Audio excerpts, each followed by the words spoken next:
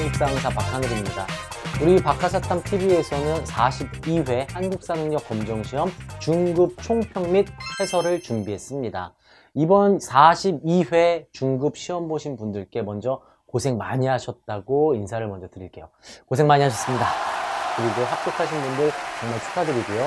합격하신 분이 이 해설을 보시지는 않을 것 같아요.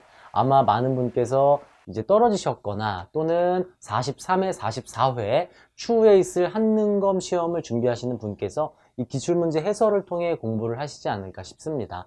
그래서 먼저 이 42회에 대한 총평 먼저 말씀드리고 한국사 50문제를 어떻게 출제를 하는지 그 방향성을 좀 짚어드린 뒤에 1번부터 자세한 해설을 실시하도록 할게요. 자, 박하사탐 제 총평입니다. 이번 42회 중급은 난이도가 중상이었습니다. 평이한 문제들도 있었고 반드시 나와야 할 문제 위주로 출제를 했으나 난이도가 어느 정도는 있었던 굉장히 제 개인적으로 잘 만든 문제라고 할 수 있겠습니다. 한국사를 공부하는 이유를 알 수 있는 아주 중요한 문제를 탁탁탁 뽑아서 가장 중요한 문제를 출제했고 저는 굉장히 잘 만든 문제라고 말씀드리고 싶어요. 하지만 한계점이 있었어요. 이번 42회 고급이 굉장히 평이하게 나왔기 때문에 중급과 고급 난이도 조절을 조금 우리 국사편찬위원회에서 실패한 것은 아닐까 또 이렇게 보여지는 부분입니다. 중급을 90점 이상 맞으신 분은 조금 더 심화를 조금만 더 하셨을 경우에 고급 1급도 충분히 따실 수 있지 않았을까 이렇게 보여지고 있고요.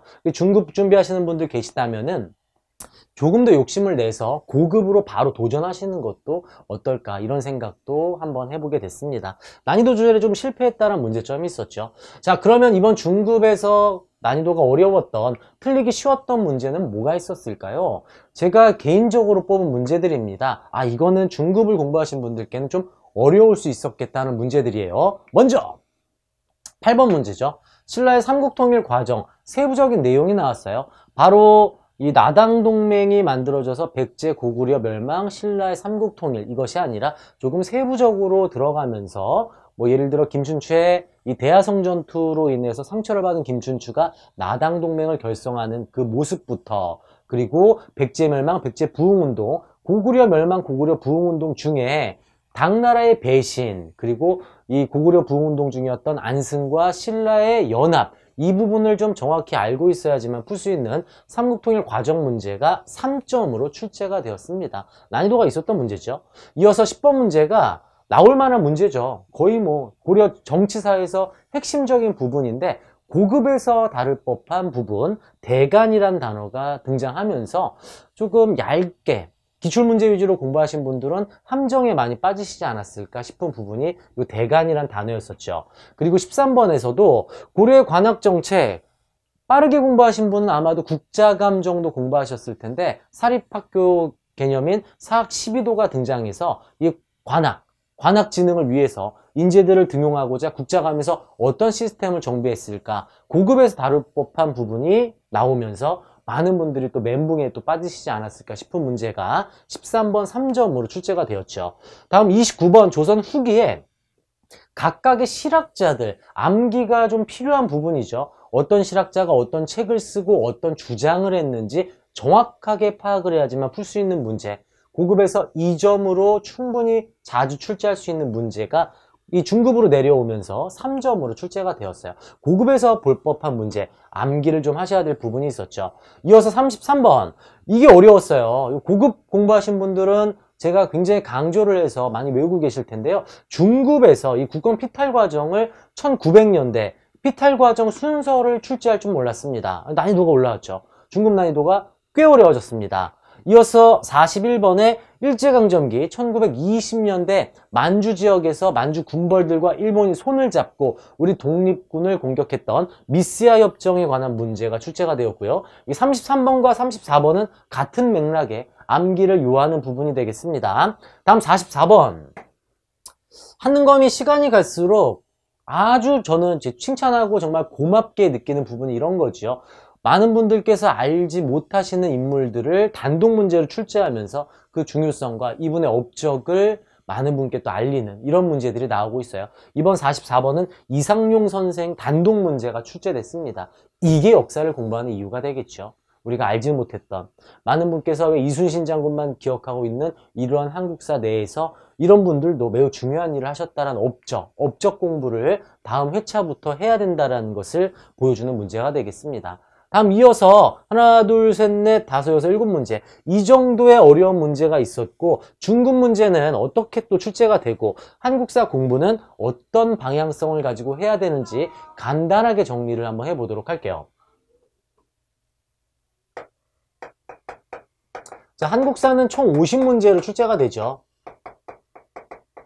크게 선사시대 1번 문제를 출제를 하고요. 그리고 이어지는 고조선과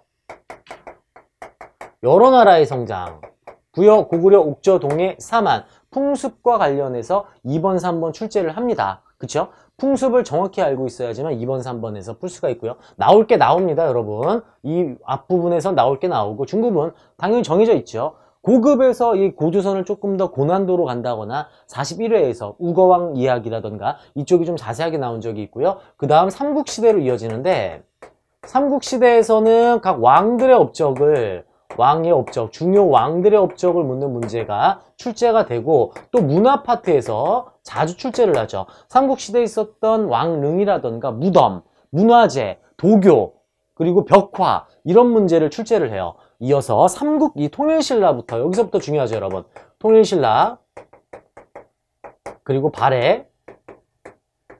통일신라하고 발해는 이제 같은 시기에 있었으니까 제가 여기 아래다가 좀 필기를 할게요. 통일신라, 발해, 이어서 고려. 조선은 두 파트로 나눕니다. 전쟁 전후, 조선 전기하고 조선 전기, 그리고 조선 후기. 그 다음에 이제 근대, 일제강점기까지, 그리고 현대. 이렇게 나눠봤을 때 먼저 이 통일신라부터 조선, 이 파트를 우리가 전근대사라고 이야기를 해요. 전근대사. 전근대사에서 출제 어떤 식으로 하죠? 정치사 위주로 먼저 들어갑니다. 정치사. 통일신라 발해의 정치, 고려 정치, 조선 전기의 정치, 조선 후기의 정치. 정치 흐름을 잡으시면 한국사 거의 다 잡으신 거예요. 정치사 흐름을 잡고 나서 여기에 각각의 경제 파트, 사회 파트 공부하시고, 문화 파트는 시험 보기 일주일 전에 또는 5일 전 급하시면 전날에 암기하시고 적용하시면 됩니다. 가장 중요한 건 정치사 흐름이고, 중급 문제 계속해서 기출문제 풀어보시면 아시겠지만 나올 게 정해져 있다는 것도 알 수가 있죠. 정치사를 잡는 게 가장 중요하겠어요. 이 통일신라부터 조선 후기의 전근대사는 이렇게 정리를 하신다면 근현대 파트는 흐름 정리가 가장 중요합니다. 제가 이 박하사탐 30분 때려잡기 개념편에서 이 시기 어떻게 나누고 있나요? 10년대별로 끊고 있죠, 제가. 흐름이 중요하기 때문에요. 사건과 흐름 위주로. 예를 들어서 1860년대 사건들, 이어지는 70년대, 80년대, 90년대, 1900년대, 일제강점기 역시 10년대, 20년대, 30년대 흐름으로 마치 드라마 보듯이 회차를 이어간다 생각하시면서 드라마 보듯이 공부를 하시면 잊혀지지 않는 시험 공부가 될 수 있겠습니다. 한국사 자격증을 목표로 하고 있지만 우리 댓글로 제가 많은 분께 참 감사드리는 부분이 하나 있어요. 공부하면서 몰랐던 역사를 알게 되고 훨씬 더 관심을 가져야 되겠다라는 거, 이런 말씀들 많이 해주시더라고요. 자격증을 목표로 하고 계시지만 반드시 알아야 할 우리 역사, 역사를 잊은 민족에게 미래가 없기 때문에요. 미래를 대비하기 위해서는 우리가 역사를 반드시 알아야 되겠습니다. 이것이 또 한국사 시험을 보는 이유이기도 하겠죠. 자, 그러면 본격적으로 1번부터 제가 뭐 엄청나게 자세한 풀이를 할 수는 없고요. 그죠? 그럼 시간이 여러분 5시간, 6시간 넘어가기 때문에 어떤 식으로 문제를 풀고 왜 이게 오답인지 이런 개념 해설을 좀 드리고요. 우리 개념 제가 다 올려드리고 있죠. 계속 제작하고 있으니까 30분 때려잡기를 통해서 심도 있는 공부를 하시면 어떨까 싶습니다. 오직 중급에 초점을 두고 풀이를 하겠습니다. 좀 더 세부적으로 고급 위주로 가면 중급 준비하시는 분이 힘드시기 때문에요. 42의 고급 해설을 좀 참고하시면 되겠고, 이번에는 중급 위주로 좀 편안하게 해설을 이어가도록 하겠습니다. 자, 가볼까요? 네, 본격적으로 42회 중급 1번부터 해설을 시작하겠습니다. 1번은 앞에서 말씀드린 대로 선사시대 문제가 출제한다 그랬죠. 선사시대, 기록 이전의 시대, 구석기, 신석기, 청동기, 철기에 대한 특징을 잡아서 푸는 문제인데요. 구석기의 경우에는 이동생활, 긁게, 밀게, 제일 메인 주먹도끼가 사진으로 출제될 수 있어요. 구석기는 이동생활, 신석기는 농경의 시작, 농경과 목축이 시작되면서 정착을 하게 되었고 수확을 한 뒤에 빗살무늬 토기에 담아서 토기에 음식을 보관했다는 특징, 빗살무늬 토기를 굉장히 많이 주고 있죠. 그리고 구체적인 유물이 만들어지기 시작합니다. 여기는 돌을 떼어 써서 뗀석기, 이름과 모양이 무식하고, 신석기는 돌을 갈아서 굉장히 부들부들한 돌멩이와 이름과 모양이 좀 구체적인 게 만들어지죠. 청동기 때는 벼농사가 시작이 되고 그와 동시에 잉여 생산물의 차이로 계급이 발생하는 특징과 청동의 시작을 알 수 있어요. 자, 그리고 철기는, 자, 여러분 여기서 중요한 게요. 신석기 때 이제 돌멩이를 쓰고 있는데 청동기 때 돌멩이 안 쓸까요? 씁니다. 석기는 더욱더 발전을 하게 되고 청동의 시작이에요. 청동의 시작. 그 역시 똑같이로 철기 때는 청동이 발전을 하게 되고요. 철기가 시작을 하겠죠. 요게 함정으로 나올 수가 있어요. 예를 들어서 청동기 때 돌멩이 반달돌칼. 반달돌칼은 돌이 들어가서 신석기다 이렇게도 생각하시면 안 되고, 반달돌칼은 청동기에 벼 이삭을 수확하는 유물이죠. 청동기 유물입니다. 이거 잘 나옵니다. 이어서 철기 때도 동이 있죠. 청동. 이때는 세형동검이 만들어집니다. 세형동검. 세형동검이 출제가 될 경우에는 난이도가 어려워지면서 3점까지도 들어갈 수 있어요. 많이들 함정에 빠지시는 게 이 동자, 동이기 때문이죠. 자, 그럼 구분을 어떻게 해야 할까? 1번 문제 풀면서 제가 쉬운 키워드 드리도록 할게요. 자, 한국사는 키워드 싸움이죠. 1번의 키워드는 돌널무덤. 고인돌이 나오면은 청동기, 또 돌널무덤이 또 나와 있어요. 무덤이 만들어지고 있고, 밑에 보니까 처음 사용된 비파형 동검이란 표현 보입니다. 이 비파형 동검이 키워드죠. 동이니까 기본적으로 구석기, 신석기 탈락, 청동기 또는 철기일 텐데, 세형 동검과 비파형 동검 구분하는 방법, 제가 항상 강조드리는 332 법칙이 있습니다. 비파형 세 글자죠. 비파형. 청동기 세 글자예요. 비파형, 청동기. 이어서 세형 두 글자, 철기 두 글자. 비파형, 청동기, 세형, 철기. 332로 정리하시면 되겠어요. 청동기 힘을 파악할 수 있죠. 1번 문제는 글자에서의 키워드, 이 문장에서의 키워드와 사진을 통해서도 파악할 수 있는데, 이 사진으로는 좀 헷갈릴 수가 있었던 거예요. 비파형 동검으로 찾아내야 했습니다. 자, 1번 우경이 널리 보급된 것은 철기시대. 한국사에서는 신석기가 아니라 신라시대 지증왕 때 우경을 널리 보급하게 됩니다. 1번 언제라고요? 철기에, 특히 신라 지증왕. 2번 이동을 하다 보니까 동물과 막집에서 거주하죠. 구석기의 특징이 되겠고요. 3번 고인돌 보이시네요. 고인돌이 청동기, 계급 발생을 알 수 있는 유물이 되겠습니다. 정답 3번이고요. 자, 가락바퀴 뼈바늘을 통해 옷을 입었대요. 여러분, 구석기 때는 동물 가죽을 입고 생활했는데, 농경을 시작하면서 동물 가죽 입고 농사 지으면 땀띠 나겠죠. 이렇게 농경의 시작과 유추해서 시원한 통풍이 잘 되는 옷을 입었다고 생각하시면 되겠습니다. 가락바퀴는 신석기 때 특징이에요. 농경과 목축 시작 언제입니까? 신석기가 되겠네요. 정답은 청동기 3번이었습니다. 자, 1번 문제 좋은 문제 하나 나왔어요. 다음 2번 가볼까요? 자, 가나라에 대한 설명으로 옳은 것은, 이번 42회는 고조선이 생략되고요. 바로 여러 나라가 등장을 했습니다. 여러 나라 어려워요. 제가 고급에서도 강조드렸지만 부여고구려 옥조동의 사만을 표로 정리하시면 정말 어렵습니다. 금방 까먹죠. 그래서 저는 공간적 관점으로 지도로 들어가시라고 말씀드렸어요. 항상 부여는 만주 벌판, 고구려는 산악지형, 옥저동해는 동해안에서도 태백산맥 뒤쪽, 사만은 한반도 남부.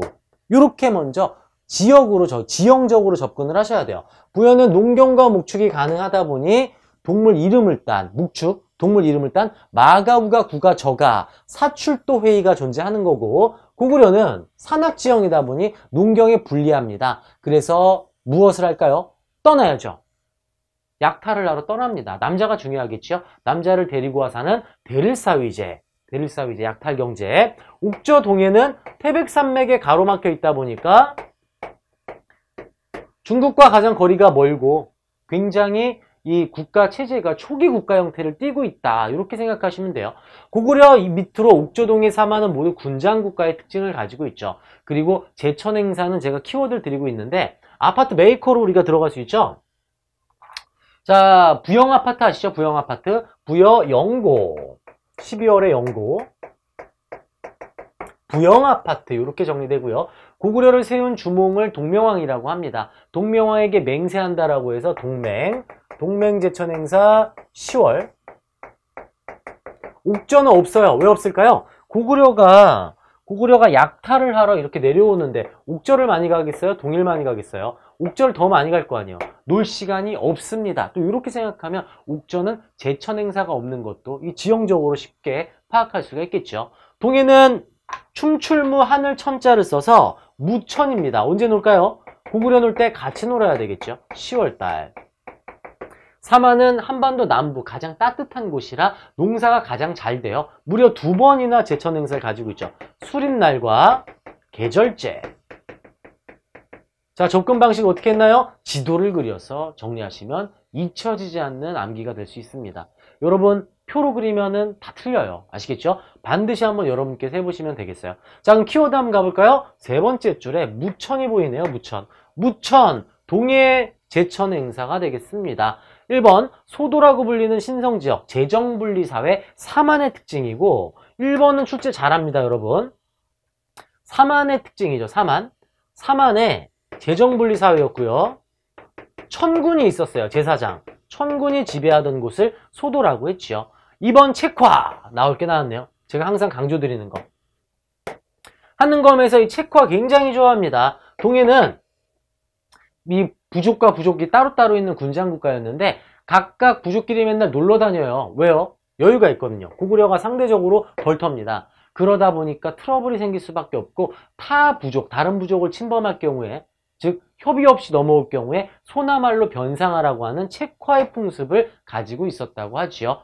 그리고 이럴 경우에 부족과 부족 간의 사이가 멀어질 수가 있어서 그래서 조괴혼의 풍습도 함께 가지고 있어요. A부족과 B부족의 남자 여자를 결혼시켜서 끈끈한 유대감을 이어가고 있었습니다. 동해의 특징 굉장히 중요한 책화 정답이 되겠습니다. 3번 화백회의는 신라 귀족회의가 되겠고요.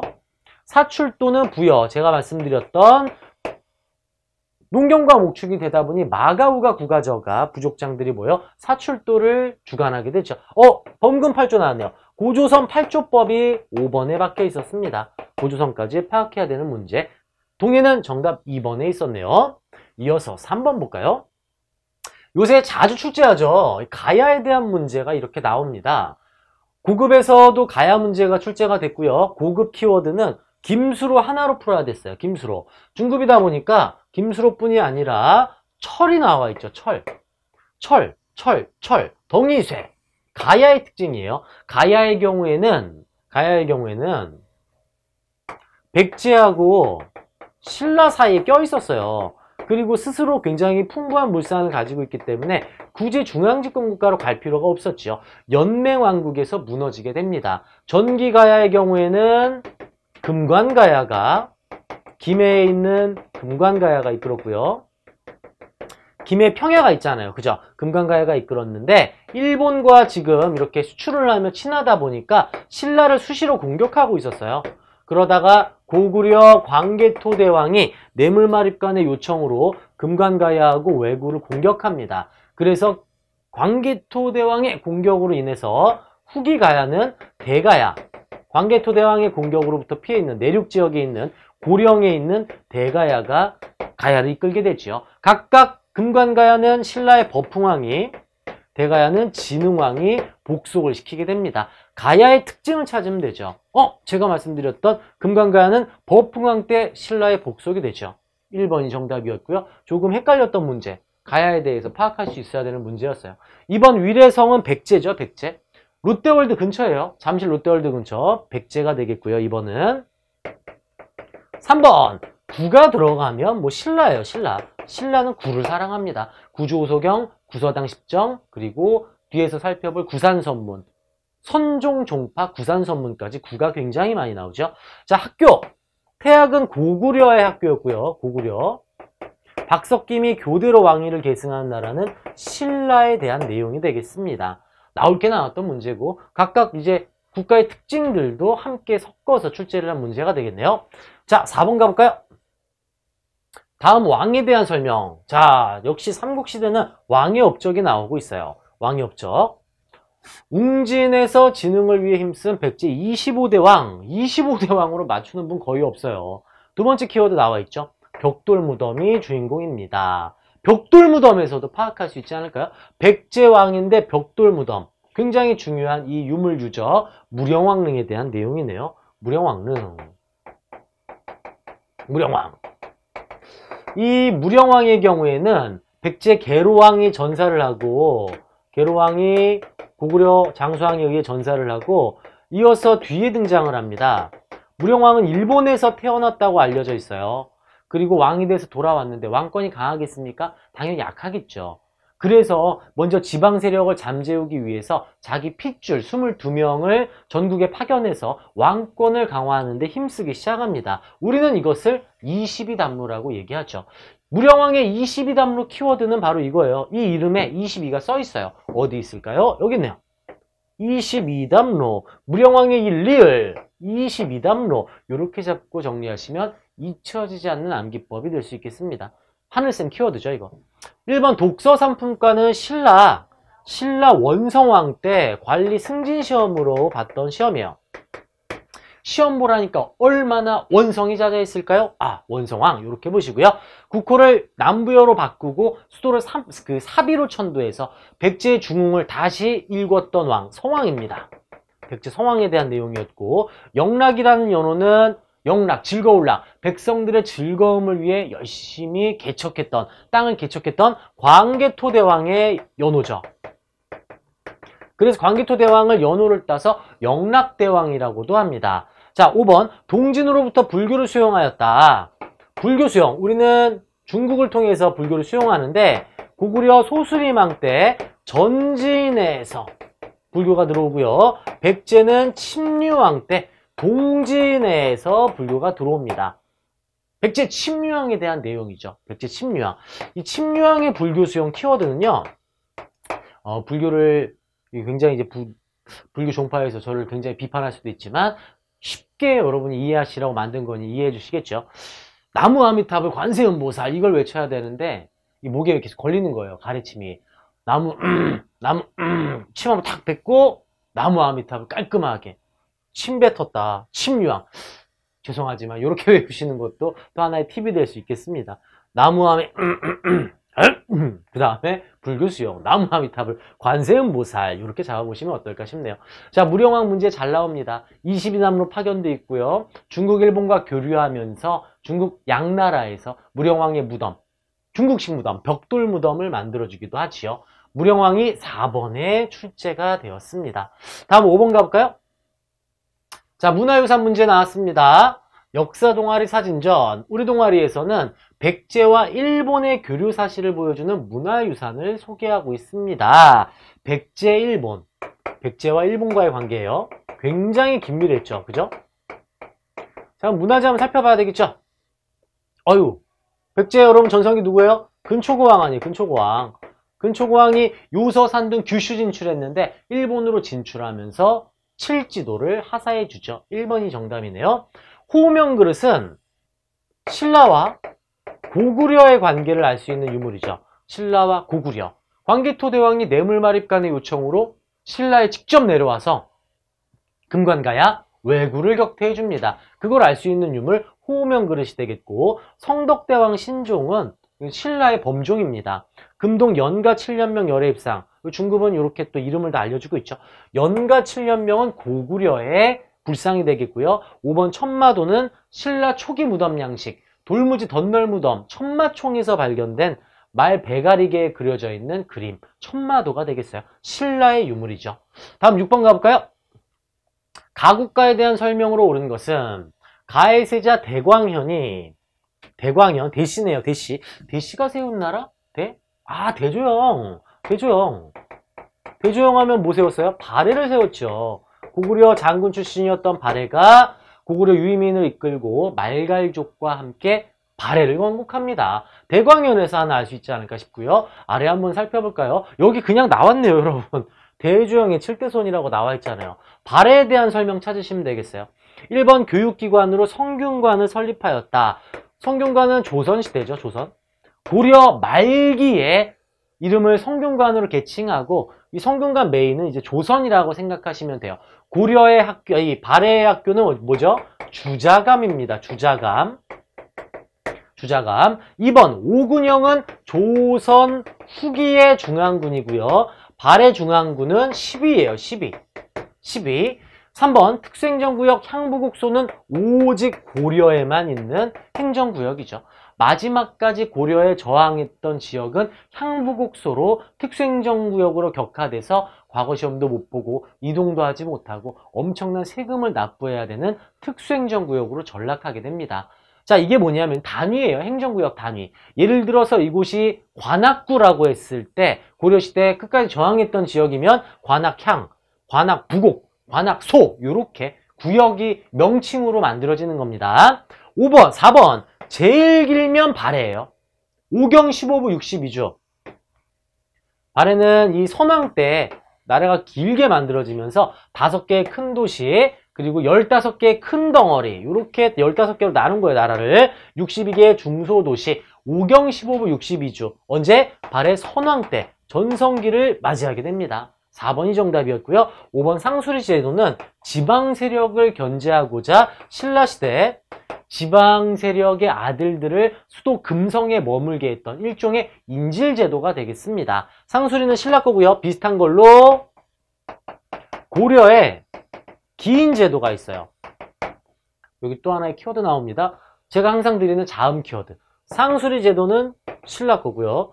기인제도는 고려 거네요. 시옷, 기우. 수고하셨습니다. 시옷, 기우로 외우시면 돼요. 그죠? 상수리, 신라, 고려, 기인. 인질로 데리고 와 있는 제도가 되겠어요. 자, 6번은 발해와 관련된 문제. 제일 긴 건 4번 발해였습니다. 행정구역이 가장 긴 게 발해죠. 다음 7번 가보자. 7번 가볼까요? 가 국가에 대한 설명으로 옳은 것을 찾으라고 하네요. 당 황제와 관리의 대화. 이런 거 체크하셔야 돼요. 당나라 황제예요. 고구려와의 전투에서 용맹하게 싸운 죽은 이기가 누구냐? 땡에서 온 설계도입니다. 네, 당나라는 이제 저는 이제 세계사도 강의하고 있는데요. 매우 국제적이고 귀족적이며 개방적인 나라입니다. 외국인 대상 관리 채용 시험이 있어요. 빈공과라는 게 있어서 많은 이제 신라와 발해 사람들이 이 빈공과에 합격을 해서 당나라 관리가 되기도 했어요. 굉장히 개방적인 나라예요. 그럼 어디선가 온 설계도 외국인이네요. 밑에 외국인이라고도 나와 있죠. 그리고 이 관리, 여기에 키워드가 있네요. 설계도는 본국에서 진골이 고위관직을 독점하는데 불만을 품고, 진골하면 뼈다귀의 품격, 신라의 골품제도가 되겠죠. 신라 골품제. 진골들이 다 해먹는 더러운 세상! 그리고 떠납니다. 일반 귀족 육두품은 진골들에 의한 이 권력 독점에 불만을 품고 많이들 중국 당나라에 넘어가서 빈공과를 치르게 되죠. 대표적인 인물이 최치원이 있습니다. 자, 그럼 가국가는 어딜까요? 신라죠. 자, 신라. 기인제도 여기 나왔네요, 여러분. 아까 우리 다뤘던 거. 기억기요. 기인제도 어디였어요? 기인제도는 고려였죠, 고려. 기억이니까 고려. 영국으로 뗐잖아요. 부영아파트. 부여에 대한 풍습이고요. 해동성국. 발해 선왕 때 전성기 해동성국이라고 불리게 됩니다. 정사회의는 백제 귀족회의가 되겠고요. 앞서서 우리가 보기 정리할 때 신라 화백회의가 있었죠. 화백회의는 상대 등이라는 귀족장이 이끌고, 간단하게 정리 한번 해볼까요, 여러분? 백제의 경우에는 지금 나와 있는 정사회의가 있어요. 정사회의. 정사회의를 이끈 귀족장을 상좌평이라고 합니다. 그리고 고구려의 경우에는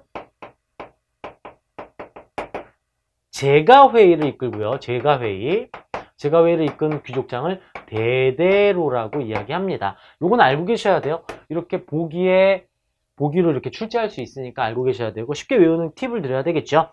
자, 군인입니다. 군인. 군인들은 계급이 있는데 병장 제대를 하잖아요. 그죠? 근데 후임이 일을 잘 못하는 거예요. 그래서 선임자가 이렇게 얘기합니다. 야, 야, 이 화상아! 제대하고 싶으면은 정상적으로 일하란 말이야! 이렇게 요즘 또 쉽게 잡으실 수 있어요. 야, 이 화상아! 제대하고 싶으면 정상적으로 일해! 이 정도면 되지 않을까요? 네, 4번 백제였고요. 5번 화랑도는 바로 신라 진흥왕 때 정비했던 화랑과 낭도, 귀족과 평민들의 융합을 꾀했던 우리 젊은 청년들을 화랑도로 운영했던 제도, 신라의 특징. 정답은 5번이 되겠습니다. 진흥왕 때 이 개편을 했다라는 것도 함께 알아두시면 어떨까 싶어요. 자, 8번 가볼까요? 다음 대화가 있었던 시기를 연표에서 옳게 고르라고 합니다. 자, 이거 제가 아까 풀리기 쉬운 문제로 뽑았던 문제입니다. 난이도가 좀 있는 문제죠. 어렵기도 했던 문제고요. 키워드는 먼저 여기죠. 서쪽에 금마저에 머물게 해라. 금마저에 도읍을 시키고 있고요. 안승이 나왔습니다. 안승. 자, 신라의 삼국통일 과정. 고구려 멸망시키고요. 고구려 멸망시키고 나서 고구려 참 허망하게 망했죠. 왜 망했나요? 거듭된 전쟁. 수나라, 당나라와의 거듭된 전쟁을 모두 막아냈는데 문제는 연개 소문이 죽고 내부 분열이 일어나서 정말 허망하게 668년에 멸망을 하게 됩니다. 아, 중국은 연도 달달달 외우실 필요 없어요. 그 너무 어렵죠. 연도 그래서 일부러 언급을 제가 잘 안 합니다. 고구려 멸망, 흐름을 파악하시는 거예요. 나라가 무너진 뒤에 고구려 부흥운동이 일어나는데 건모잠, 안승, 고현무 이들의 부흥운동이 일어날 때 여기서 반전 드라마 한번 쓰이잖아요. 당나라가 배신합니다. 당이 신라를 배신해요. 안동도호부, 웅진도독부, 계림도독부를 설치해서 신라까지 모두 지배하려는 야욕을 드러내지요. 이때 신라가 혼자 싸우기 힘드니까 고구려 부흥운동하고 있던 안승을 끌어들여서 이 둘이 이렇게 손을 잡아서 당나라와 싸움을 하게 됩니다. 그리고 마지막 전투, 매기전투에서 승리함으로써 신라가 삼국통일을 하게 되죠. 지금 이 이야기는 안승과 신라가 손을 잡고 있는 신라의 삼국통일 직전 라가 되겠습니다. 이 백강전투는 그 위에 백제 멸망 그리고 백제 부흥운동 당시에 외구의 지원이 들어왔으나 나당 연합군에 의해 패배한 전투죠. 정답은 4번 신라의 삼국통일 직전이었어요. 난이도가 있는 문제, 이 순서 특징들 알고 계셔야 되는 문제였습니다. 공부 꼼꼼히 하신 분들은 맞추셨을 거고 그냥 신라가 삼국 통일했다 이 정도만 아시면은 좀 어렵지 않았을까 싶었던 좀 고난도 문제이기도 했죠. 저는 중급에 지금 초점을 두고 말씀드리는 거예요. 다음 9번 갈게요. 이 탑으로 오른 것은 무구정광 대다란 이경. 삼국시대 굉장히 중요한 유물이죠. 세계에서 가장 오래된 목판 인쇄물입니다. 어디서 발견됐죠? 불국사 3층 석탑을 열었더니 무구정광 대다란 이경이 나왔습니다. 3번 정답이에요. 미륵사지 석탑은 백제 석탑이고요. 굉장히 정교하죠. 목탑 양식으로 만들어진 석탑입니다. 미륵사지 석탑. 분황사 모전 석탑은 벽돌을 한 장 한 장 한 장 쌓아 만든 석탑이에요. 신라의 석탑이 되겠고요. 정림사지 5층 석탑은 백제의 석탑이죠. 월정사 8각 9층, 5를 넘어서서 다각 다층탑이 될 경우에는 고려시대 석탑입니다. 이게 대표적인 이제 고려의 석탑, 8각 9층 석탑이 있어요. 다음 10번 가볼까요? 아, 또 나왔네요. 고난도 문제. 고려시대 대간이 나왔습니다. 고려의 정치기구를 이해하셔야지 풀 수 있는 문제예요. 왕이 있고요. 왕 바쁩니다. 왕이 바쁘니까 비서기구가 있어요. 여봐라, 예 전하 이렇게 뛰어와야죠. 그 중초원이에요. 중초원. 여기가 왕의 비서기구. 자, 그러면 귀족들이 모여서 하는 회의기구가 있죠. 최고회의기구를 중서문화성이라고 하죠. 그리고 이 최고회의기구에서 결정을 하면 그 실무행정을 집행하는 상서성이 있고요. 이 상서성에 6부가 딸려 있습니다. 이부, 병부, 호부, 형부, 예부, 공부. 뭐 공부하신 분들 다 아시는 내용이겠지만 관리, 임명, 국방, 재정, 형벌, 교육, 수공업, 건축 이렇게 담당을 하고요. 이게 중요 순서예요. 제 제자 중에 병호라는 애 형이 예대와 공대에 합격했대요. 이번에 이병호 형이 예대 공대 합격했다. 이렇게 잡으시면 6부 쉽게 들어올 수 있습니다. 자, 중초원은 왕의 비서기구였고요. 그리고 이들의 비리감찰하는 부서가 어사대가 되겠어요. 그리고 곡식의 출납을 담당하는 부서가 삼사가 되겠습니다. 이 중서문화성에서 일하는 신하들, 이 신하들의 직책이 있어요. 즉 공무원 하면 왜 사무관, 서기, 주사 이런 직책이 있는 것처럼 중서문화성에서 일하는 신하들을 제신 그리고 낭사 이렇게 얘기합니다. 제신과 낭사가 중서문화성에서 일을 하고요. 중추원, 왕의 비서기구에서 일을 하는 중추원 신하들은 추밀과 승선이라고 얘기를 해요. 이 승선이 어명이요 이거 하는 직책이에요. 중추원에서 일하는 애들. 어사대에서 일하는 사람들을 관원이라고 하죠. 자, 그래서 귀족대표 중서문화성의 제신과 왕의 비서기구 중추원의 추밀이 모여서 고려의 독자적인 회의기구 도병마사 식목도감을 운영합니다. 43회는 이게 나올 수 있어요. 도병마사 식목도감. 이거 중요합니다, 여러분. 고려의 독자적인 회의기구, 국방회의기구 도병마사가 있고 실무행정을 담당하는 식목도감이 있죠. 자, 그리고 여기 있는 어사대 관원하고 비리감찰 혼자 다 하면 모두가 얘 눈치 봐야 되잖아요. 그래서 귀족들을 대변할 요 낭사가 함께 요렇게 둘이 대간이라는 업무를 수행합니다. 중서문화성의 낭사와 어사대 관원이 함께 수행하는 업무가 되겠고 이들은 왕에게 비판할 권리, 간쟁, 아니되옵니다 저라 같이 하고요. 왕의 명령을 거부할 권리, 이상한 명령 내리면 안 된다, 거부할 권리예요. 이어서 관리임명 동의권, 서경권을 가지고 있습니다. 이것을 삼경이라 하고요. 대간이 이 업무를 단행하고 있죠. 자, 그럼 가볼까요? 어사대의 관원과 중사문화성의 낭사. 어사대를 알아야겠죠. 비리감찰 어디 있나요? 정답 2번에 있습니다. 1번 국방과 군사문제 처리는 도병마사에서 실시하죠. 요거 같이 알아두셔야 돼요. 국정을 총괄하고 정책 결정은 중서문화성에서 담당하고 있고요. 왕명이 출납을 관장하는 중추원의 승선이죠. 승선. 재정이 출납과 회계 업무 담당 3사에서 단행합니다. 요거 필기 한번 하시면서 고려의 이성육부 시스템 확실하게 잡으셨으면 좋겠어요. 자, 칠판 간단하게 좀 정리하고요. 11번으로 이어가도록 하겠습니다. 네, 11번 문제는 시대별 학교를 파악하고 있는지 물어보는 문제가 되겠죠. 자, 고구려부터 학교가 나와요, 여러분. 고구려 소수리망 때 중앙교육기관으로 태학을 만들었고 지방에 경당을 만들어서 교육을 실시했습니다. 백제는 오경박사, 5가지 경전을 가르치는 선생들 파견, 신라는 임신서기석에서 유교경전을 공부했음을 알 수가 있고요. 통일신라 신문왕 때 학교 만들었죠. 통일신라는 국학이에요, 국학. 나중에 태학으로 이름을 바꾸지만 국학이라는 명칭으로 출제를 합니다. 이어서 발해는 주자감, 유교 교육기관이었고요. 이어서 고려의 경우에는 국학 플러스 주자감, 국자감 이렇게 외우시면 또 쉬워요. 국자감. 그리고 지방학교에 향교가 존재하죠. 자, 여기 고려시대부터는 조금 세부적으로 얘네들은 뭐라 부르죠, 여러분? 국자감 향교는 국가학교, 관학이라고 이야기하고요. 사립학교가 따로 있어요. 최충의 이 구제학당을 비롯한 사학 12도. 이 사학 12도는 사립학교입니다. 사학이라고 써놓을게요. 사학. 그리고 조선시대의 경우에는 조선이 밑으로 갑니다. 조선시대는 서당에서 천자문 공부하고요. 중등교육기관이 중앙에는 사부학당, 중앙은 서울을 뜻합니다. 한양. 그리고 지방에는 향교를 만들어서 운영을 하고 있죠. 향교. 그리고 속과에 합격한 뒤에 들어가는 성균관이 존재합니다. 지금 제가 필기해드린 내용 이렇게 한 문제 출제하니까 각 시대별 학교 정리를 확실하게 하시면 좋겠어요. 자, 고구려고요. 고구려. 길거리마다 이 학교가 있다고 하잖아요. 지방에 있는 학교 경당 1번이 정답이네요. 서당은 조선시대 천자문, 그죠? 초급학교. 서원은 붕당이 아니라 서원이 지방에 만든 사립입니다. 이 사림들이 만든 학교, 연구기관, 교육기관, 종합적인 장소가 되겠고 붕당이 근거지이죠.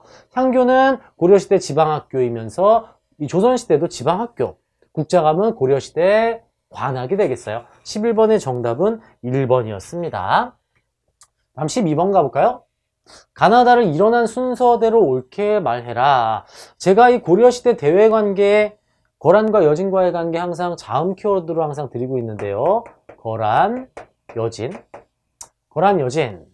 여기 한번 가볼까요? 거란의 1차 침략 2차 침략, 3차 침략이 있고요. 여진과의 관계 이렇게 들어가는데 1차 침략 당시에는 서희의 강동 육주 획득이 들어가죠. 그리고 2차 침략 당시에는 1차를 여기 위에다 쓸게요. 1차. 2차 침략 당시에는 강조의 정변을 구실로 쳐들어왔고요. 양규 장군이 활약을 합니다. 3차 침략 당시에 강감찬의 귀주대첩으로 대승을 거뒀고 3차 침략이 끝난 이후 거란이 쳐들어오지 못하게 천리장성과 나성을 축조합니다. 안 쳐들어오더라고요. 거란이 여진이 세운 금나라에 의해 멸망을 하게 되죠. 자, 그럼 여진은 초기에는 우리를 부모의 나라로 섬기고 있다가 하도 까불자 윤관 장군이 별무반을 구상해서 요거 시험 문제 출제합니다. 별무반을 구성해서 여진을 정벌하고 동북 구성을 축조를 했었죠. 하지만 여진이 시간이 지나 금나라로 변신을 한 뒤에 고려에 사대를 요구하고요. 우리가 이것을 이자겸 때 문벌기조 끝자락에서 이걸 수용함으로써 금과 사대 관계로 들어가게 되죠. 자, 이 키워드는요. 거란 기억으로 1차니까 기억 하나, 강동육주. 2차는 기억이 2개 나와요. 강주의 정변과 규의 활약. 3차는 기억이 3개입니다. 강, 감, 찬의 귀주대첩. 여진은 이응으로 이응, 윤관 이렇게 정리하시면은 순서부터 사건 모두 쉽게 정리하실 수 있지 않을까 싶어요. 바로 그 문제죠. 간은 1차 침략, 윤관 동북구성 요 뒤에 강감천의 귀주대첩 3차 침략. 그럼 순서로 강동육주 귀주대첩 윤관의 동북구성. 정답 2번이 되겠네요. 가다나. 중급은 조금 이렇게 큰 맥락의 사건들이 나왔지만 고급의 경우에는 강주의 정변을 구실로 들어왔고 현종이 당시에 전라도 나주까지 피난을 갔던 이런 구체적인 내용을 물어볼 수도 있어요. 다음 13번 볼게요. 자, 관악입니다. 자, 제가 이제 틀리기 쉬운 문제에서 뽑았던 그 부분이죠. 국자감이 많은 인재를 이 사학 12도 사립학교에 뺏기게 되자 관악진흥을 위한 정책 양현고라는 장학재단을 만들어서 가난한 학생들을 유치하고자 양현고를 만들었고요. 칠제라는 전문 강좌를 만들었어요. 그리고 서적포라는 중국 선진 문물, 책들을 들여와서 도서관을 운영하기도 합니다. 이 중에 양현고 설치가 4번이 되겠네요. 자, 1번 사부학당 조선, 아까 정리했던 거 기억나시죠? 중앙에 설치했던 중등교육기관이 사부학당이고 주자감 발해 학교였죠. 발해. 자, 초계문 신제는 조선 후기 제가 정조 키워드 드리면서 된소리로 쉽게 외우는 법 알려드려요. 정조의 친위부대 장용영이 있고 관리 재교육을 시켰던 초계문 신제가 있어요. 정조는 요 된소리로 외우시면 쉽게 잡을 수 있어요. 정조, 장용영, 쪼개문 신제. 초 이렇게 말고 쪼개문 신제 이렇게 생각하시면 어떨까 싶네요. 정조, 장용영, 쪼개문 신제. 3번은 정조가 실시했던 관리 재교육 시스템이고요. 현량과 중요합니다. 조광조가 지방 사림들을 추천해서 중앙으로 등용시키자. 관리 추천제도 현량과는 조광조가 되겠습니다. 아, 문제 굉장히 좋죠. 각각 모두 교육 또는 관리 등용제도 이렇게 섞어서 출제를 했고요. 많이들 좀 틀리시지 않았을까 싶은 내용입니다. 이번 기회에 13번을 통해서 관리 등용과 교육제도 정리하시면 어떨까 싶네요. 다음 14번 가볼게요. 교사 질문에 대한 학생의 답변으로 옳은 걸 찾으라고 합니다. 이승휴의 제왕운기가 나와 있어요. 자, 고려 말기에 고려시대 역사서가 등장을 했죠. 제가 30분 이 시험 보기 전날 올려드렸던 한국사 총정리 반드시 보고 가셔야 될 그 영상에서 역사서 정리하고 가시라고 말씀드렸습니다. 삼국사기는 문벌기족이었던 김부식이 기전체 서술 방식으로 쓴 우리나라에서 가장 오래된 역사서가 되겠고요. 고려 후기에는 일연의 삼국유사, 이승휴의 제왕운기, 이규보의 동명왕편 모두 민족의식을 강조하는 역사서들입니다. 원간섭기 때 만들어진 책들이고 이재현의 경우에는 성리학자로서 사략이라는 책, 성리학 사관으로 쓴 역사서도 편찬이 됩니다. 자, 1번 사초시정기는 조선왕조실록에 대한 내용이에요. 조선왕조실록.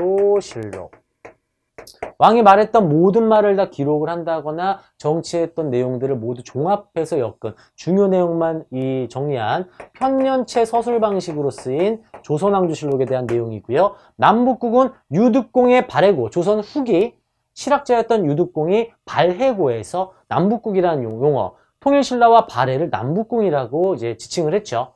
이승휘의 제왕운기는 민족의식을 강조하면서 단군의 고조선 이야기가 기록되어 있습니다. 삼국유사에도 들어가 있죠. 1년의 삼국유사에도 단군신화. 유교사관의 기초에서 기전체로 쓰인 것은 삼국사기가 되겠습니다. 김부식이 유학자였습니다. 불교사를 중심으로 민간설화 등이 수록된 책은 이련 스님이 쓴 삼국유사가 되겠죠. 이승휘의 제왕운기, 굉장히 좋은 문제. 3번이 정답이었습니다. 5번 가볼까요? 자, 화폐 문제가 나왔고요. 고급이라면 왕들도 알고 있어야 되지만 중급이죠. 시대만 알고 계시면 돼요. 고려시대 주조한 철전, 고려시대 화폐를 찾으라고 하고 있고요. 당백전은 조선 후기 흥선대원군이 경복궁을 중건하기 위해 만든 100배 가치의 돈, 한 개당 100배 가치의 돈, 당백전이 발행됐고, 백동화는 이 근대 시대에 만들어진 화폐가 되겠습니다. 백동화. 이제 고종이 즉위하고 고종이 친정이 시작될 때 만들어진 화폐가 되겠죠. 나중에 화폐정리 사업으로 일본 화폐로 바꾸게 됩니다. 건원중보, 이 건원중보, 고려시대에 만들어진 화폐입니다. 고려시대에 만들어진 화폐, 건원중보가 되겠고요. 해동통보, 사만통보 이런 것들도 만들어지는데 이 고려시대 주조한 철조는 요게 정답이고요. 해동통보, 사만통보 조선 전기, 상평통보는 조선 후기의 화폐가 되겠어요. 고려는 건원중보, 조선 전기, 조선 후기, 그리고 흥선대원군 근대 화폐 문제가 출제가 됐네요. 사실 우리는 이걸 묶어서 엽전이라고 그냥 얘기하죠. 편하게. 엽전 짤랑짤랑. 근데 이 중급이니까 문제 출제에서는 시대별 화폐 문제 정리하시면 어떨까 싶네요. 다음 16번 가보겠습니다. 밑줄근 왕의 재위 기간에 있었던 사실입니다. 남쪽 지방에서 적도들이 벌떼처럼 일어났다. 두 번째 키워드 김삼이 그리고 효심이 보이네요. 농민봉기가 되겠어요. 시대별 농민봉기 정리하고 계셔야 돼요. 신라 말기 진골들의 왕위 다툼 속에 등장했던 농민봉기는 망이망소이의 난과 붉은 바지 도적단 적고적의 난이 있습니다. 그리고 고려의 경우에는 무신정권기에 무신들이 무식하게 세금을 걷기 시작하자 효심김삼이의 난. 제가 실수했네요. 죄송합니다. 망이망소이는 고려시대고요. 문제 풀다 보니 망이망소이가 먼저 나왔네요. 그쵸? 인간이라는 걸 또 한번 보여드립니다. 제가 종종 이 한능검 제작하면서 한두 개씩 꼭 실수하더라고요. 꼭 이제 댓글로 이렇게 지적해 주시면 감사하겠습니다. 신라시대는 원종의 뇌난이죠. 원종의 뇌난. 잠깐 최 시장님 왜 이거 아시면서 지적 안 하십니까? 바로바로 좀 얘기해 주세요. 원종의 뇌난. 큰일 날 뻔했네요. 망이망소의 난 여기 있었고, 뭐 특이사항으로 신분해방운동, 만적의 신분해방운동이 있었죠. 모두 언제요? 고려 무신정권기 때. 무신들이 무식하게 세금 거둘 때 일어난 농민봉기 이렇게 정리하시고요. 조선시대, 조선 후기 순조 때 홍경래의 난, 그리고 철종 때 진주농민봉기가 임술농민봉기로 터져나갑니다. 이거 반드시 정리하고 계셔야 되겠어요. 자, 고려 무신정권기에 일어났던 김삼이 효심 농민봉기입니다. 언제라고요? 무신정권기. 무신들 여기 있네요. 최충원. 최충원이 봉사 10조의 개혁안을 제시하면서 최씨 안정기로 들어가는 그 맥락에 있었던 문제입니다. 4번이 함정이었어요. 4번도 고려시대이긴 하지만 원과의 항쟁기, 최충원 이후 최우 시기로 넘어가야 돼요. 아시겠죠? 4번은 자, 이 부분 고려 귀족사회의 흐름과 변천을 정리해야지만 풀 수 있는 문제가 되겠고요.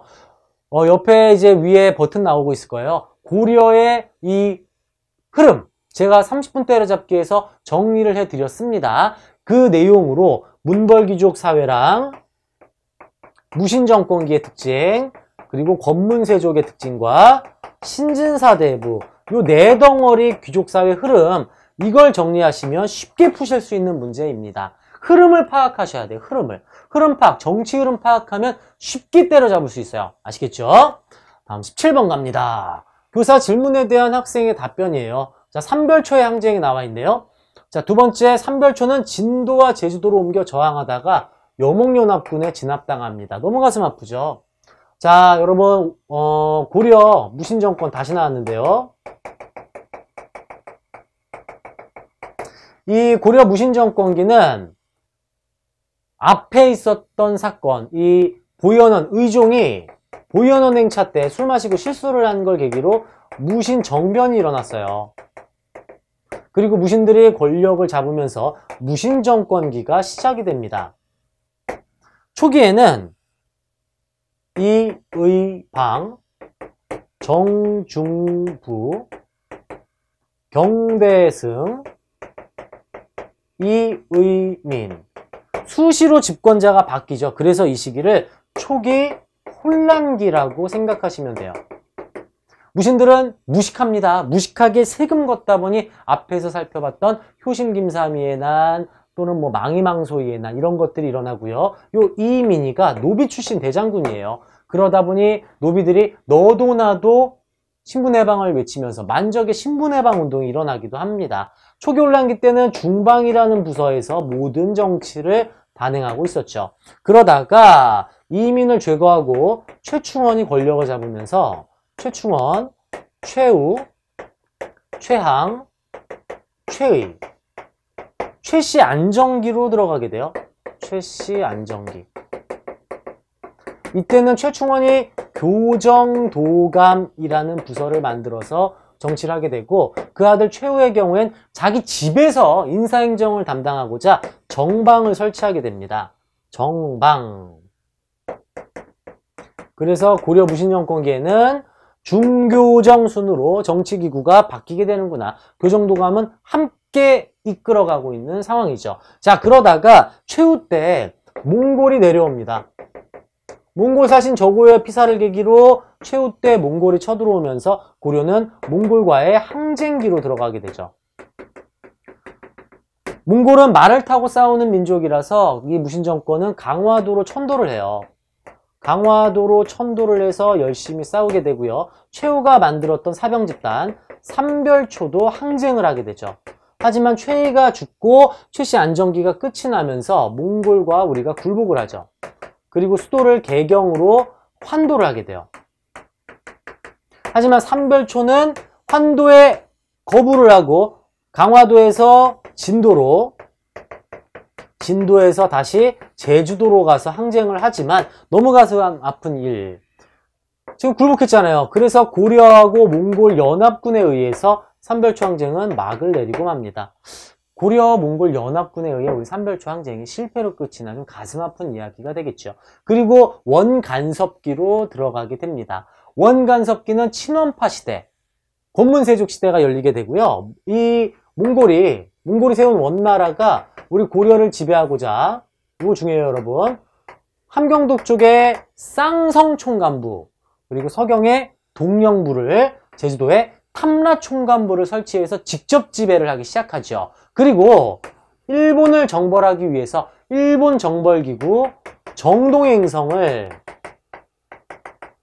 이렇게 하면 쉬워요. 정동쪽으로 가는 부서, 이렇게 가면 일본이니까 정동행성을 설치해서 일본 정벌을 꾀하지만 일본 두 차례 원정에 실패합니다. 그리고 나중에 정동행성은 내정간섭기구로 변모하게 되죠. 정동행성에 대한 특징을 말씀을 좀 드렸어요. 원간섭기 때 있었던, 즉 권문세족 시기에 대한 내용이죠. 17번, 자 정답 찾으셨나요?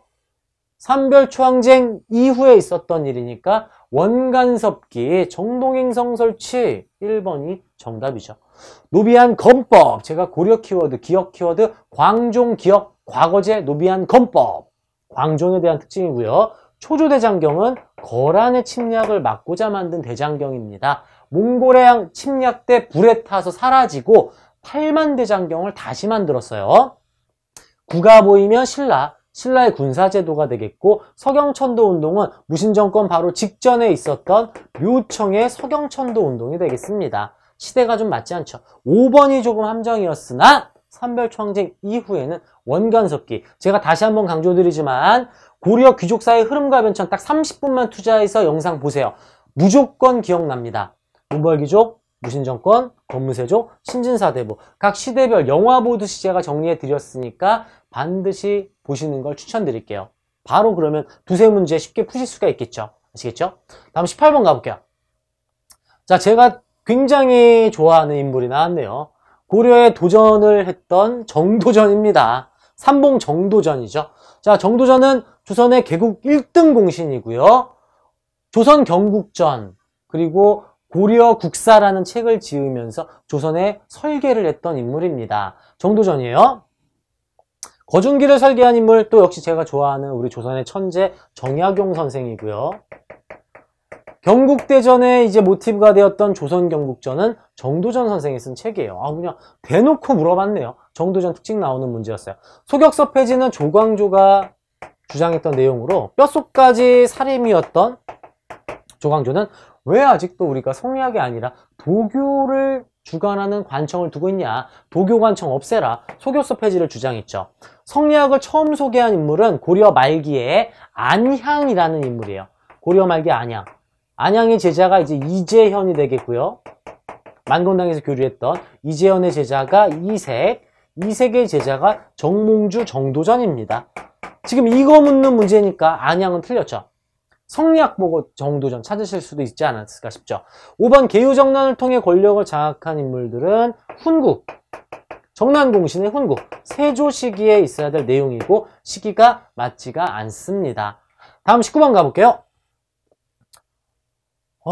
이번에는 앞서서 우리 고려 이성육부처럼 조선의 정치기구를 묻는 문제가 되겠습니다. 키워드는 3단계에서 여러분이 이제 쉽게 공부하시는 부분.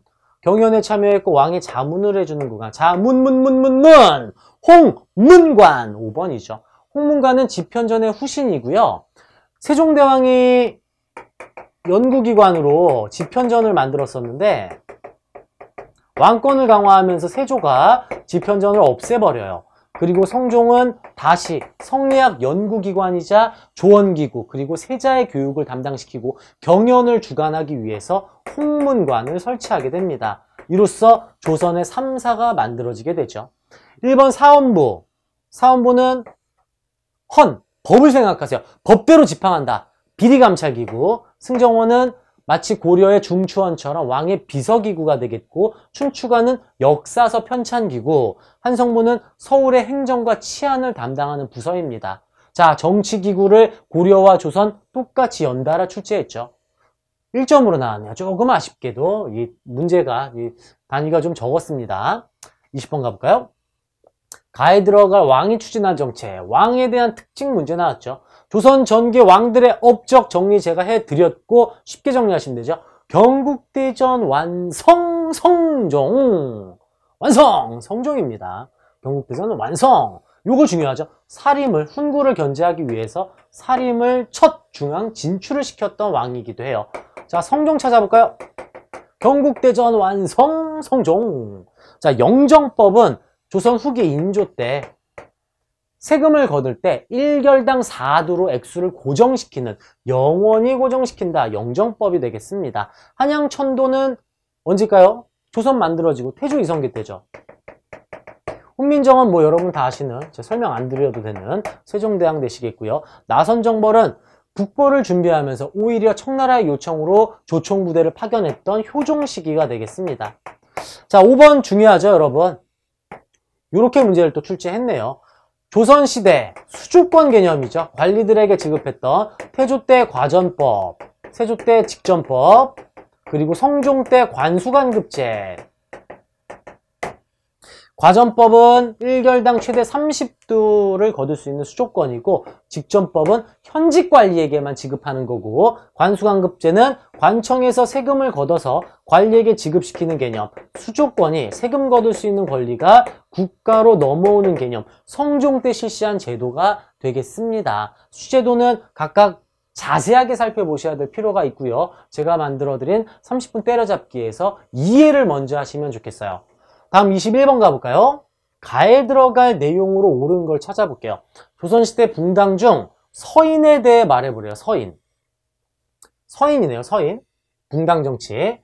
자, 붕당 정치의 전개 과정이고요. 서인입니다. 붕당 정치 한번 살짝 살펴볼까요? 자, 선조 때 사림의 시대가 열리면서 사림의 수는 많고 관직의 수가 적었어요. 그러니까 라인과 파벌이 형성되면서 관리 임명을 가지고 있는 이조전랑 임명 문제로 김효원과 심의겸이 싸움을 합니다. 경복궁 동쪽에 사는 김효원과 서쪽에 사는 심의겸의 대립으로 동쪽에 산다 하여 동인, 서쪽에 산다고 해서 서인 이렇게 얘기하죠.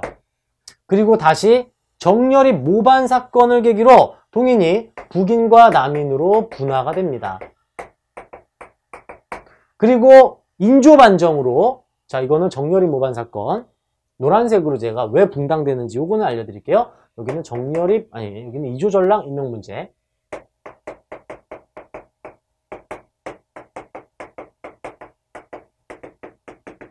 여기는 정렬입 모반 사건. 그리고 인조반정으로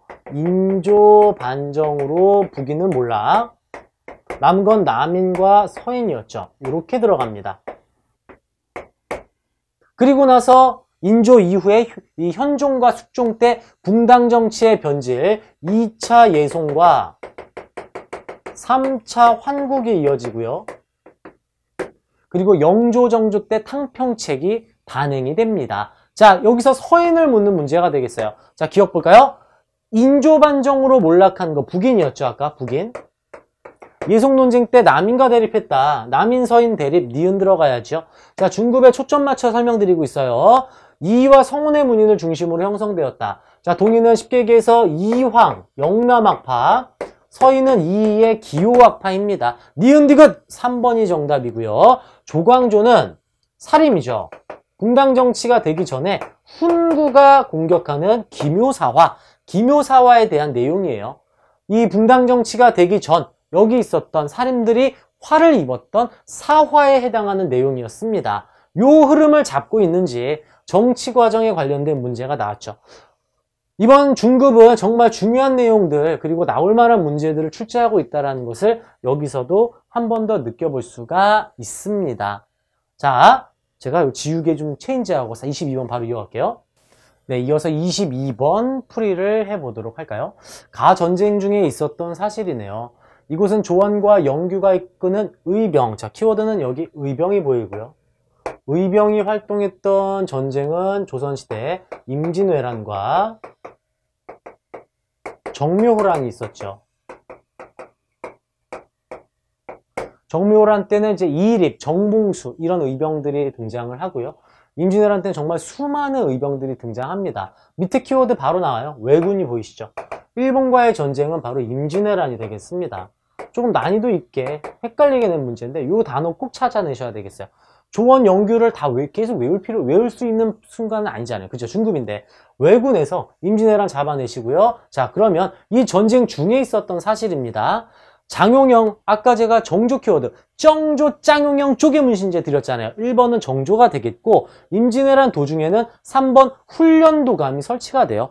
포수, 사수, 살수, 삼수병으로 구성된 직업군인 훈련도감이 설치돼서 조선 후기는 훈련도감을 포함한 5군형으로 만들어집니다. 5군형으로 가요.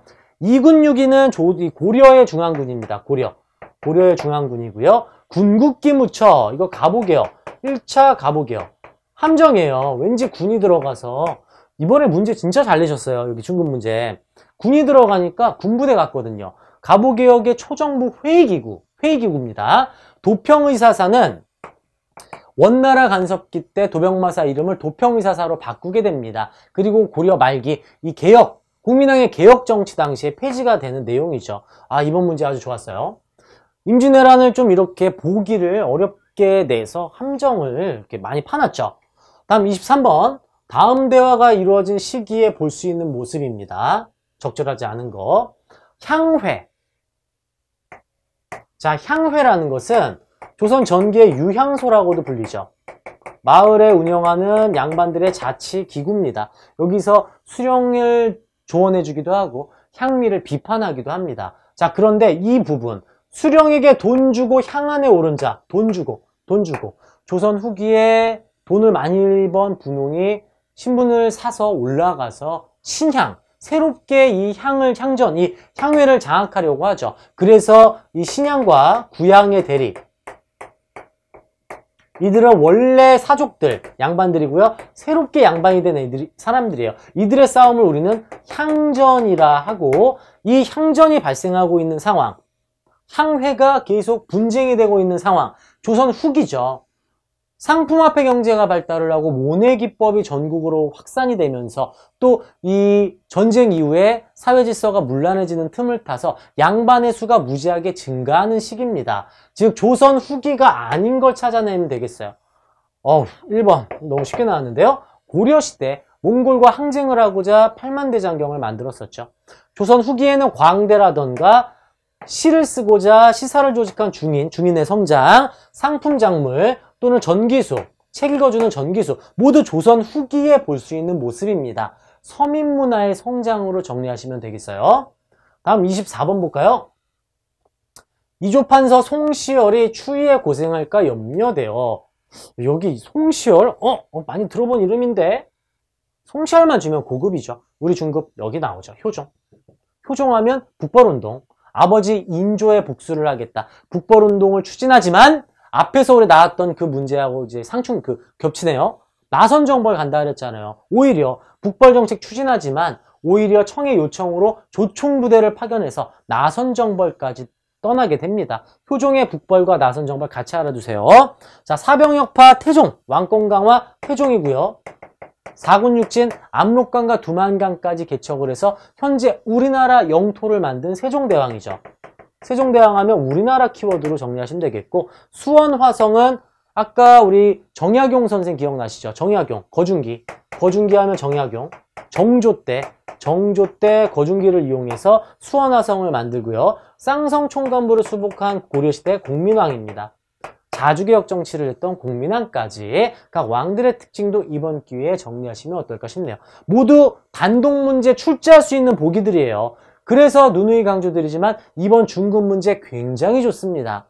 다 단독 가능한 내용들. 이번 42회 정리하시면 전체 맥락 정리 하는 건 이렇게 출제되는구나. 이게 중요하구나 잡으실 수 있지 않을까 싶네요. 다음 25번 가볼까요? 그림이 그려진 시기고요. 자, 담배 때 보이시나요? 담배 이런 거 모두 상품작물이잖아요. 그죠? 상품작물을 그렸던 시기, 또 주변 환경을 이 주변 환경을 그린 그림, 조선 후기의 그림들입니다. 조선 후기의 경제 모습 살펴볼까요? 자, 흑창, 곡식을 빌려주는 태조 왕건 때 실시한 농민 구휼 정책이고요. 제가 왕건 키워드는 항상 히읗을 드려요. 나라를 세워서 기쁘다, 허허허허, 훈요십조, 흑창, 호족과의 관계, 히읗으로 정리되죠. 서양 면직물이 수입되어 유통되었다. 서양 면직물, 중국 청나라를 통해서 면직물이 들어와서 우리 조선 후기에 유통이 되기 시작합니다. 2번이 정답이고, 병라도는 고려시대 국제무역항, 동시저는 신라 수도 금성에 설치를 한 시장감독부서, 직전법은 조선 전기, 앞서 살펴봤던 세조 때 현직관리에게만 지급한 수조권이 되겠습니다. 자, 25번까지 정리를 좀 해봤고요. 다음 강좌에서 제가 강의 내용에서 2부에서 26번부터 50번 근현대사 파트 따로 정리해서 올리도록 할게요. 전근대사 25번까지 확실하게 숙지하시는 시간이 됐으면 좋겠습니다. 풀이를 통해서 전체 공부 불가능합니다. 문제 어떻게 출제되는지 예측만 할 정도로, 그리고 중요 포인트만 잡는 정도로만 보시면 좋겠고요. 개념 확실하게 숙지하시면서 공부하시면 좋겠어요. 제가 제일 우려스러운 것은 키워드로만 외울 생각, 합격만을 목표로 하시는 게 좀 많이 안타까워요. 역사를 통해 교훈도 없고 이해를 반드시 먼저 하신 뒤에, 이해를 한 다음에 이런 내용이구나 하고 개념을 확실히 숙지하신 뒤에 키워드 암기를 하셔야 평생 기억에 남는 한국사가 될 수 있습니다. 다음 시간 26번부터 풀이 이어가도록 하겠습니다. 고생 많이 하셨습니다.